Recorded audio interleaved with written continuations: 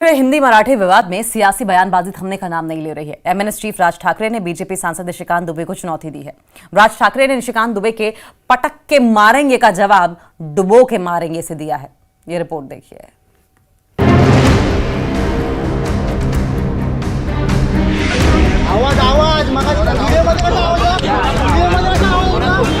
मुंबई के समुंदर में डुबे डुबे कर मारेंगे। तो चलो बिहार, चलो उत्तर प्रदेश, चलो तमिलनाडु, तुमको पटक पटक के मारेंगे। महाराष्ट्र में गरमाया भाषा विवाद। महाराष्ट्र में मराठी हिंदी पर सियासी पारा हाई। मराठी हिंदी की लड़ाई डुबोकर और पटक कर मारेंगे पर आई।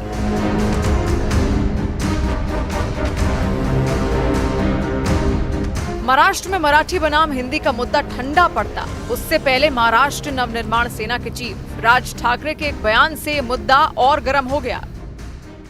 तुम मुंबई में आ जाओ,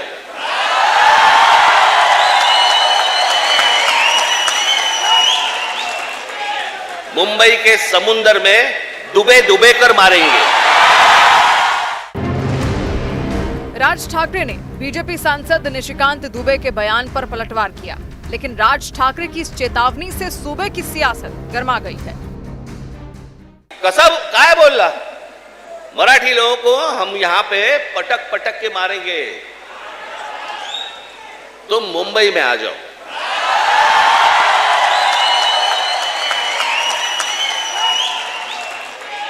मुंबई के समुंदर में डुबे डुबे कर मारेंगे।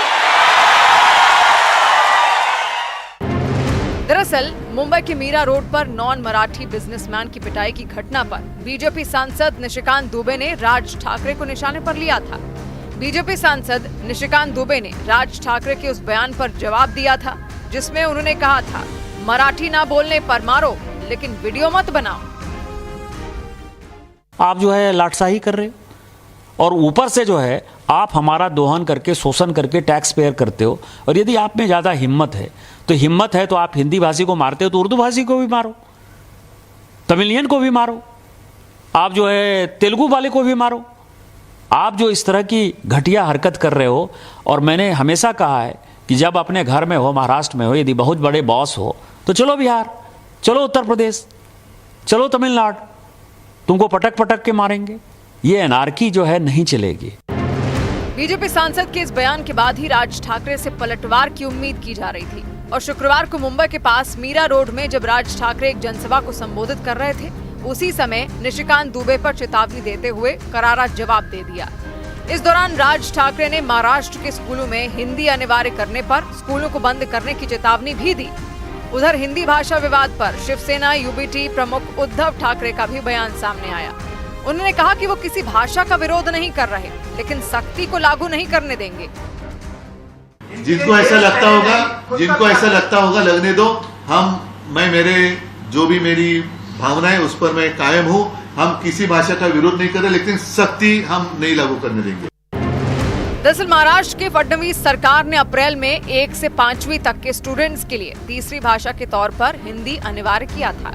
ये फैसला राज्य के सभी मराठी और अंग्रेजी मीडियम स्कूलों पर लागू किया गया था, लेकिन कड़े विरोध के चलते प्राथमिक स्कूलों में हिंदी अनिवार्य करने के आदेश वापस ले लिए गए थे। लेकिन इसके बावजूद महाराष्ट्र में मराठी बनाम हिंदी की जंग थम नहीं रही है।